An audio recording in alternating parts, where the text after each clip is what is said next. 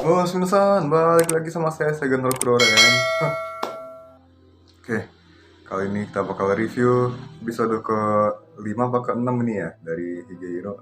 Dan ini episode yang cukup bikin saya geram teman-teman karena ya di awal aja udah aduh. Uh, uh, uh.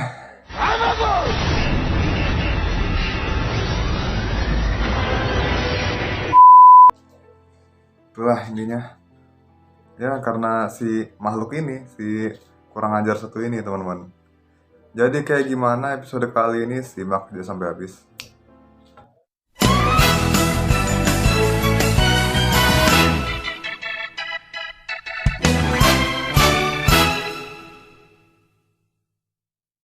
Jadi suatu hari.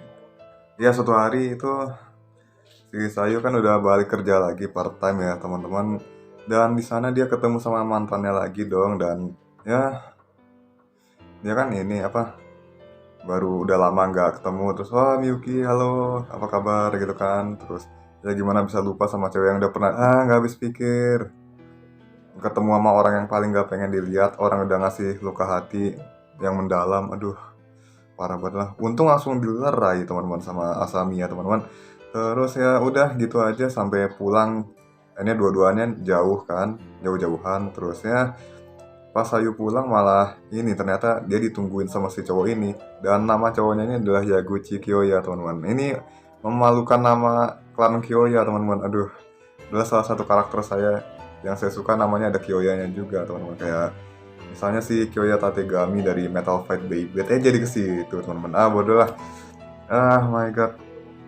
Ini udah deketin Sayu terus maksa lagi pengen ikut ke tempat tinggalnya dia yang sekarang gitu kan. Karena dia tahu kalau si Sayu tuh ternyata masih kabur dari rumah, dan of course si Sayu itu kan ini apa, kontak si Yoshida dulu ya supaya ada jaga-jaga juga lah ya teman-teman kalau terjadi hal yang tidak diinginkan. Dan sesampainya di rumah ya tadinya kan cuma pengen mampir ngobrol dan lain sebagainya, dan ya seperti yang kalian tebak teman-teman, disosor lagi dong. Aduh ya ampun, ini benar nggak habis pikir, pengen saya tonjok itu kalau saya ada di situ teman-teman, sumpah deh.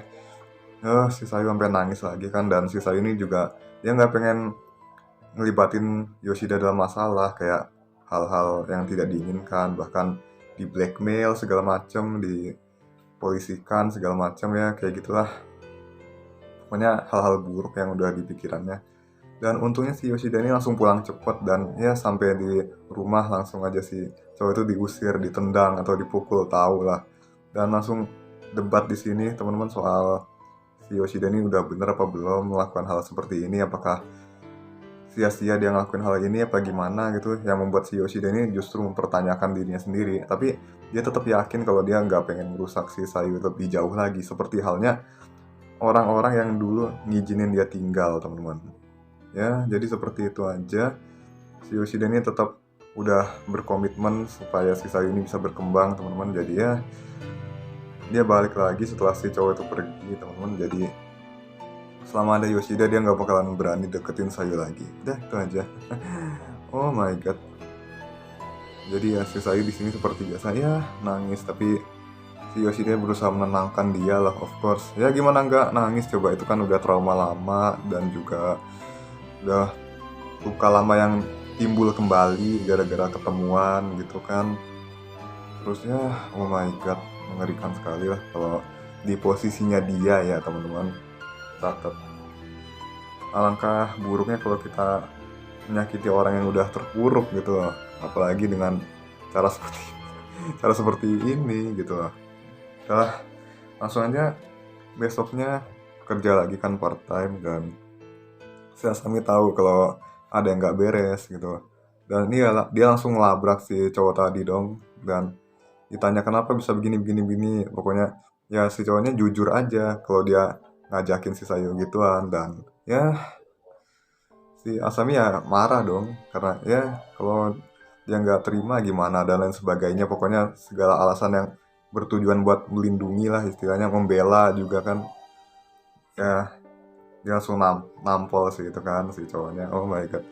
sebelumnya ditampol sama Sayu juga, terus sekarang ditampol lagi. Aduh, kacau. Ya, dan dia mengeluarkan kalimat yang sangat hebat, teman-teman. Ya, sakitmu cuma sementara, tapi kalau sakitnya Sayu itu udah nggak terbayangkan atau semacamnya lah, teman-teman. Dan diganti jadi subtitle di sini, teman-teman. Dan pokoknya selama ada Asami dia juga nggak bakalan ngebiarin itu cowok macem-macem lah istilahnya. Dan si cowok ini disuruh minta maaf dan dia minta maaf juga. Terus ya si Sayu kan udah khawatir kalau dia bakalan bocorin ini ke publik atau gimana. Lagian kalau misalkan dibocorin ke publik juga pasti nggak mungkin lah dia juga bisa kena, teman-teman, karena dia dan Yoshida juga sama-sama melanggar hukum karena udah pernah ngizinin Sayu tinggal gitu kan. Nah, ini si cowoknya juga ternyata ada sisi baiknya juga. Dia ini megang janjinya kalau dia nggak bakal ngomong aneh-aneh kalau dia diizinin mampir ke tempatnya Yoshida kemarin gitu.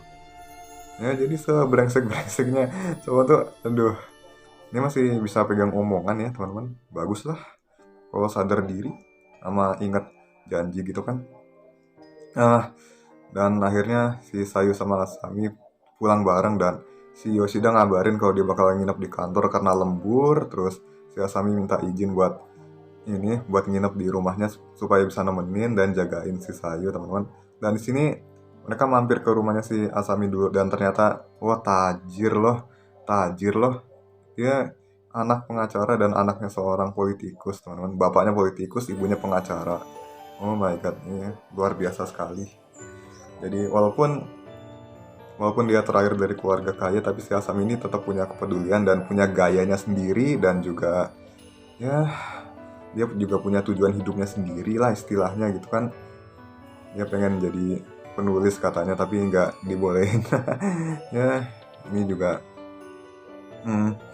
gimana ya, kita juga ngalamin sih, tapi ya udahlah, kita kalau punya sesuatu yang pengen kita lakukan ya udahlah, go forward aja lah.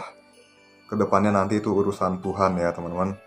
Jadi ya nggak usah terlalu musingin apa kata orang. Tuhan udah tahu yang terbaik buat kita selama kita berusaha buat apa yang kita ingin perjuangkan gitu loh ya. Ya terus akhirnya sebelum pulang mereka pergi ke tempat favoritnya si Asami di malam hari, yaitu sebuah lapangan luas di mana mereka bisa melihat bintang-bintang di langit, teman-teman.